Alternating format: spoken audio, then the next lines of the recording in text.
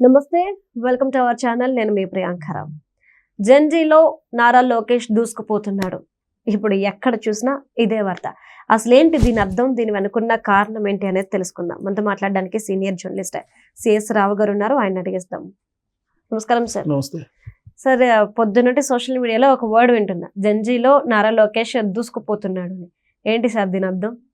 ఇప్పుడు ఆయన జెన్జీలో దూసుకుపోతున్నాడు. ఆయన పాఠశాల విద్యార్థులతోటి, కాలేజీ విద్యార్థులతోటి నిత్యం మమేకం అవుతున్నారు. ఆయన ఎడ్యుకేషన్ సిస్టమ్ను మార్చేస్తున్నారు. ముస్తాబు అనేటువంటి కార్యక్రమాన్ని ఇంట్రొడ్యూస్ చేశారు. ఇప్పుడు ఈ ముస్తాబు అనేటువంటి కార్యక్రమం ద్వారా స్కూల్ పిల్లలు నీట్గా ఎలా ఉండాలి, ఇవన్నీ కూడా తర్ఫీదు ఇచ్చేదానికి ప్రయత్నం చేస్తున్నారు. ఇవన్నీ చెప్పుకుంటున్నారు. అయితే నాకు ఆయన యాక్టివిటీలో కనిపిస్తున్నటువంటి కొత్త కోణం ఏంటంటే, ఒక లాంగ్ రన్ మరొక 100 సంవత్సరాల పాటు తెలుగుదేశం పార్టీని బలంగా ఉంచేలాగా, దానికి ఆయన నాయకుడిగా ఒక ప్రత్యేకమైనటువంటి ప్లాట్ఫామ్ తయారు చేసుకునేలాగా పునాదులు వేసుకుంటున్నారని చెప్పి అనిపిస్తుంది నాకు. ఎలా అనేది మీరు డౌట్ రావచ్చు. ఇప్పుడు పాఠశాల పిల్లలతోటి ఆయన డైరెక్ట్గా ఆయన ఇంటరాక్ట్ అవుతున్నారు, 1-to-1 ఇంటరాక్ట్ అవుతున్నారు. నేను రాజమండ్రి వెళ్ళారు. రాజమండ్రిలో అక్కడ రాజమండ్రి ఆర్ట్స్ కాలేజీలో ఈ స్టూడెంట్స్ తోటి ఇంటరాక్ట్ అయ్యారు. అక్కడ రాజమండ్రి యూనివర్సిటీకి సంబంధించి శంకుస్థాపన చేసిన తర్వాత స్టూడెంట్స్ తోటి ఇంటరాక్ట్ అయ్యారు. నాకు తెలిసినంత వరకు నాకు వారానికి ఎక్కడో దగ్గర స్టూడెంట్స్ తోటి ఇంటరాక్ట్ అవుతున్నారు ఆయన. పాఠశాల స్టూడెంట్స్తో కానీ లేదా కాలేజీ స్టూడెంట్స్తో కానీ. వీళ్ళ ఏజ్ ఎంత ఉంటుంది చెప్పండి? కాలేజీ స్టూడెంట్స్ ఎంత ఉంటుంది? అయితే ఒక 18 అలా ఉంటుంది, అంతే కదా. 17, 18 టీనేజర్స్ అంతే. 2029కి వీళ్ళకి ఓటు హక్కు వస్తుందా రాదా? వస్తుందిగా. నెక్స్ట్ ఎలక్షన్ కంపల్సరీ 2029కి ఓటు హక్కు వస్తుంది. 2029లో స్టూడెంట్స్ని అడిగితే ఎవరి పేరు చెప్తారు? కంపల్సరీ నారా లోకేష్ టచ్ లో ఉన్నారు కదా. ఇది ఇంపార్టెంట్ పాయింట్. అంటే తమ నాయకుడు అవును అనేది ఎప్పుడు వేస్తున్నారు? టీనేజ్లోనే బీజం వేస్తున్నాడు. ఇంకా 3 ఏళ్ళు ఉండగానే బీజం వేస్తున్నాడు. అవును. తర్వాత 2000 నెక్స్ట్ జరిగేది 2034, అంతే కదా. అవును. 2034కి ఈ పాఠశాల విద్యార్థులు ఎక్కడికి వస్తారు?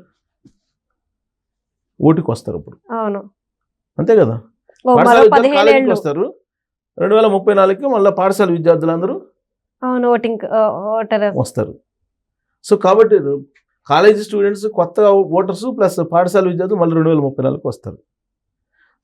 ఇప్పుడు ఉన్నటువంటి జనరేషన్ 2024 ఎన్నికల నాటికి మీరు అబ్జర్వ్ చేస్తే కనుక యువగలం పాదయాత్ర చేసి యువతతోటి ఆయన కనెక్ట్ అయ్యారు.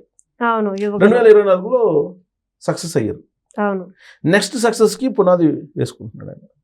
చాలామంది అనుకుంటుంటారు, నేను కూడా అనుకునేవాడిని, ఎందుకు విద్యాశాఖనే తీసుకుంటున్నారు ఈయన అని. విద్యాశాఖను ఎందుకు తీసుకున్నారు అనుకునేవాడిని నేను. విద్యాశాఖను తీసుకోవడం వెనుక చాలా కారణాలు ఉన్నాయి. అంతకుముందు పంచాయతీరాజ్ తీసుకున్నారు. ఫస్ట్ మినిస్టర్ ఆయన పంచాయతీరాజ్ ఐటీ మినిస్టర్. ఇప్పుడు 2014 నుంచి 2019. అప్పుడేంటి, లోకేష్ గారు నాయకుడిగా ఎమర్జీ కాలేదు కాబట్టి ఆయన నాయకుడిగా ఎమర్జీ కావాలి ఫస్ట్. దానికోసం గ్రామీణ ప్రాంతాల్లో ఉండేటువంటి సమస్యలను తెలుసుకోవాలి, గ్రామీణ ప్రాంతాల్లో ఉండే ప్రజలతోటి ఆయన మమేకం కావాలి, గ్రామీణ ప్రజలకి పరిచయం కావాలి. అప్పుడు దాకా ఏం జరిగింది, పార్టీలో అర్బన్ ఏరియాస్లో ఉండేటువంటి వాళ్ళకే ఆయనకు పరిచయం. ఒక చదువుకున్నటువంటి స్టాన్ఫోర్డ్లో చదువుకున్నటువంటి ఒక యువకుడిగా, పార్టీకి సంబంధించినటువంటి ప్రధాన కార్యదర్శిగా పార్టీలో ఉండే క్యాడర్కి మాత్రమే తెలుసు. యువగలం మొన్న చేశాడు, అంతకుముందు చేయలేదు కదా. డైరెక్ట్గా మినిస్టర్ ఇచ్చేశారు, ఎమ్మెల్సీ ఇచ్చి మినిస్టర్ ఇచ్చేశారు. సో మినిస్టర్ ఇచ్చిన తర్వాత పంచాయతీరాజ్ తీసుకున్నారు. పంచాయతీరాజ్ ఎందుకు తీసుకున్నారు? గ్రామీణ ప్రాంతాల్లోకి ఈయన వెళ్ళాలి. గ్రామీణ ప్రాంతాల్లోకి వెళ్ళిపోయారు. గ్రామాల్లో రోడ్లన్నీ అప్పుడే సిమెంట్ రోడ్లన్నీ నియమించేశారు. సో గ్రామీణ ప్రాంతాల్లో ఈయన గురించి మాట్లాడుకోవడం, లేదంటే లోకేష్ ఏంటి, లోకేష్ మినిస్టర్ ఏంటి, ఆ మినిస్ట్రీలో ఏం చేశాడు, ఇవన్నీ కూడా చర్చ జరిగింది. ఇప్పుడు విద్యాశాఖ తీసుకున్నారు.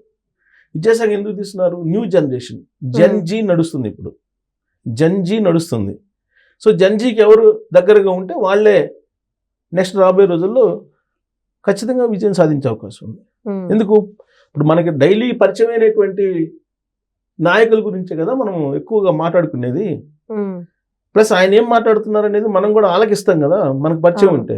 మనకు పరిచయం లేనటువంటి వ్యక్తి గురించి పెద్ద పట్టించుకోం కదా, సింపుల్ లాజిక్. సో లోకేష్ గారు ఇప్పుడు ఆ కార్యక్రమం విద్యాశాఖ మినిస్టర్గా ఉన్నప్పటికీ ఎంతమంది విద్యాశాఖ మినిస్టర్లు డైరెక్ట్గా స్టూడెంట్స్ తోటి ఇంటరాక్ట్ అవుతున్నారు ఇంత ఫ్రీక్వెంట్గా? టీచర్స్ పేరెంట్స్ అనేటువంటిది ఒక మెగా ఈవెంట్స్ని పెట్టి టీచర్ పేరెంట్స్ తోటి వర్చువల్గా ఒక పెద్ద కార్యక్రమాలని 2 నెలలకో 3 నెలలకో చేస్తూ ఉన్నారు కదా. ఎందుకు చేస్తున్నారు అంటే రాజకీయ కోణంలో చూస్తే ఇది కనిపిస్తుంది. ఇది మరి సక్సెస్ అవుతారని అంటే డెఫినెట్గా సక్సెస్ అయ్యే అవకాశం ఉందని చెప్పి తెలుగుదేశం పార్టీ వాళ్ళు భావిస్తున్నారు. ఎందుకు అని అంటే విద్యా వ్యవస్థను కంప్లీట్గా మార్చేశారు.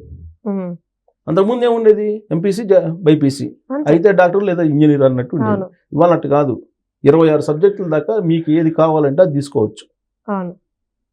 మీకు ఫిజిక్స్లో కామర్స్ ఉంటుంది, కామర్స్లో ఫిజిక్స్ ఉంటుంది, ఏదైనా ఉంటుంది. ఇవాళ కామర్స్ తీసుకోవచ్చు, దాంట్లో ఫిజిక్స్ కూడా తీసుకోవచ్చు. ఆ మధ్య జలీల్ ఖాన్ గారు మాజీ ఎమ్మెల్యే ఆయన ఏదో చెప్తే ట్రోల్ అయింది కదా, కామర్స్లో ఫిజిక్స్ ఏందని. సో ఇప్పుడు అదేం లేదు, ఎవరు ఏదైనా ఏ సబ్జెక్ట్ అయినా తీసుకోవచ్చు. మ్యాథ్స్ తీసుకున్న వాళ్ళు బయాలజీ తీసుకోవచ్చు, బయాలజీ తీసుకున్న వాళ్ళు మ్యాథ్స్ తీసుకోవచ్చు, ఎకనామిక్స్ తీసుకున్న వాళ్ళు ఫిజిక్స్ కూడా తీసుకోవచ్చు. ఆ వెసులుబాటు కల్పించారు. పెద్ద సంస్కరణ అది. నిజమే సార్. సో అలాగే ఎగ్జామ్ ప్యాటర్న్ లో కూడా మార్పులు తీసుకొచ్చేసారు. సో రాబోయేటువంటి రోజుల్లో ఇంకా ఎగ్జామ్ ప్యాటర్న్లో మార్పు తీసుకురావడానికి స్టాన్ఫోర్డ్ యూనివర్సిటీకి సంబంధించినటువంటి సిస్టమ్ని తీసుకురావడానికి ప్రయత్నం చేస్తున్నాడు ఆయన. కాబట్టి అక్కడ స్టూడెంట్స్ అందరూ ఈయన గురించి మాట్లాడుకునేటువంటి అవకాశం ఉంది. అల్టిమేట్గా విజయం సాధిస్తారు. మరి ఇదే ప్రయత్నం జగన్మోహన్ రెడ్డి గారు కూడా చేశారు కదా 2019 ఎలక్షన్ ముందు కదా. 2019 ఎలక్షన్ ముందు చేశారు. మీరు గుర్తు చేసుకుంటే 2019 ఎలక్షన్ ముందు జగన్మోహన్ రెడ్డి గారు యూనివర్సిటీకి వెళ్ళారు. యూనివర్సిటీకి వెళ్ళి ప్రత్యేక హోదా ఉంటేనే మనకి రాష్ట్రం బాగుపడుతుంది, అది సంజీవిని లాంటిది, ప్రత్యేక హోదా నేను తీసుకొస్తాను, మెడల్ వంచుతాను కేంద్ర ప్రభుత్వాన్ని అని చెప్పి ప్రామిస్ చేశారు. కాలేజీ స్టూడెంట్స్ దగ్గరికి వెళ్ళారు, యూనివర్సిటీ స్టూడెంట్స్ దగ్గర కూడా వెళ్ళారు. అప్పుడు మీరు అబ్జర్వ్ చేస్తే 2019 ఎన్నికలకు ముందు ఆయన అన్ని యూనివర్సిటీలకు వెళ్ళారు, నమ్మారు ఆయన్ని యూత్. కొత్త ఓటర్స్ వచ్చారు, 2019లో వేశారు ఆయనకి, 151 సీట్లతో గెలిపించారు. సీన్ కట్ చేస్తే ప్రత్యేక హోదా దేవుడి దయ అన్నాడు. మద్యపాన నిషేధం అని లేడీస్కి చెప్పారు, అది చేయలా. తర్వాత సిపిఎస్ రద్దు అన్నాడు, ఉద్యోగులకి చేయలా. సరే సిపిఎస్ రద్దు మద్యపాన నిషేధం పక్కన పెడితే ఇప్పుడు ఏదైతే ప్రత్యేక హోదా మనకు సంజీవిని, ఒకవేళ ప్రత్యేక హోదా రాకపోతే మనకు ఉద్యోగాలు ఉండు, మీరు చదువుకున్న ఉపయోగం లేదని చెప్పి స్టూడెంట్స్కి చెప్పారు కదా టీనేజ్లో, కాలేజీ అలా యూనివర్సిటీలో చెప్పారు కదా, వాళ్ళే 2024లో దెబ్బేశారు. ఎందుకు? ఆ రోజు జగన్మోహన్ రెడ్డి గారు చెప్పారు ఇలా, కానీ ఆయన చెప్పింది చేయలేదు, దేవుడి దయ అన్నాడు, మనకేమో ప్రత్యేక హోదా సంజీవిని, అది రాకపోతే ఉద్యోగాలు ఉండవన్నారు అని చెప్పి 2024లో మొత్తం యూత్ దాని తగ్గట్టు యోగాలను చేశారు. లోకేష్ గారు ఇటు మళ్ళారు, సీన్ కట్ చేస్తే 11 స్థానాలకు పరిమితం అయ్యారు జగన్మోహన్ రెడ్డి గారు. ఇప్పుడు 164 స్థానాలు కూటమి ఉంది. ఇప్పుడు లోకేష్ గారు వెళ్తున్నారు ఎక్కడికి? పాఠశాల అలాగే కాలేజీ స్టూడెంట్స్ దగ్గరికి. వాళ్ళకి ఏ విధంగా చేయాలి స్కిల్ ఆడిట్ చేస్తున్నారు, నైపుణ్యం యాప్ పెడుతున్నారు. తర్వాత కౌశలం అనేటువంటి ప్లాట్ఫామ్ తీసుకుని ఎగ్జామ్ పెట్టి ఐటీ ఉద్యోగాలు కల్పిస్తున్నారు. ఓకే, ఇవన్నీ చేస్తూ ఉద్యోగాలు కల్పించగలిగితే, ఆయన చెప్పినట్టు 20 లక్షల ఉద్యోగాలు కనుక చూపించగలిగితే, ఇండస్ట్రీస్లు తీసుకొస్తున్న ఐటీని ప్రమోట్ చేస్తున్నారు, తీసుకురాగలిగితే పర్మనెంట్గా యూత్ ఆయనతో ట్రావెల్ అవుతారు. అంతే. జగన్మోహన్ రెడ్డి గారి లాగా చేస్తే మాత్రం దెబ్బపడింది. మళ్ళీ జగన్మోహన్ రెడ్డి గారు దెబ్బపడింది చూసాం కదా మనం. అవును సార్, అది ఈసారి పడిందంటే అది పడకుండా ఈయన ఫ్రీక్వెంట్ గా వెళ్ళి వాళ్ళతో ఇంటరాక్ట్ అవుతున్నారు, వాళ్ళ సొంత ఇంట్లో మనిషిలాగా ఇంటరాక్ట్ అవుతున్నారు. నిన్న ఎవరో అడిగారు స్టూడెంట్స్, ఎంత ఫ్రీగా అడుగుతున్నారంటే అంత ఫ్రీనెస్ జగన్మోహన్ రెడ్డి గారు ఇచ్చినట్టు కనపడలేదు అప్పట్లో. అది ముందుగానే క్వశ్చన్లు ఇచ్చి అడగటం అలాంటివి ఉన్నాయి. కానీ నిన్న ఇంటరాక్షన్ చేస్తాను, ఫ్రీగానే స్టూడెంట్స్ అడుగుతున్నారు, ఫ్రీగానే ఈయన కూడా సమాధానం చెప్తున్నారు. లోకేష్ గారు, సార్ మీ ఫస్ట్ క్రష్ ఎవరని అడిగారు ఒక స్టూడెంట్. అడగానే నేను కూడా ఏం చెప్తారు అనుకున్నాను నేను. అరే నువ్వు ఇంట్లో గొడవలు పెట్టేటట్టున్నారు, బ్రాహ్మణికి నాకు మధ్యలో గొడవలు పెట్టేటట్టున్నావు అని చెప్పి సెటరిక్గా ఆయన మాట్లాడారు. నా క్రష్ ఓన్లీ బ్రాహ్మణే అని చెప్పి ఆయన దాటేశారు ఆ క్వశ్చన్. అంతకుమించి ఎవరు లేరు బాబు, అంత ధైర్యం కూడా లేదని చెప్పి దాటేసేసారు. అదే సో జోవియల్ గా అలా ఇంటరాక్ట్ అవుతుంది. అంతే. ఇంటరాక్ట్ అయినప్పుడు వాళ్ళ మనసులో అలా నిలిచిపోతాడు లోకేష్. నిజమే సార్. Right. సో దాని తగ్గట్టు ఇప్పుడు ముస్తాబ్ కార్యక్రమం స్టార్ట్ చేస్తున్నారు ఇవాళ నుంచే.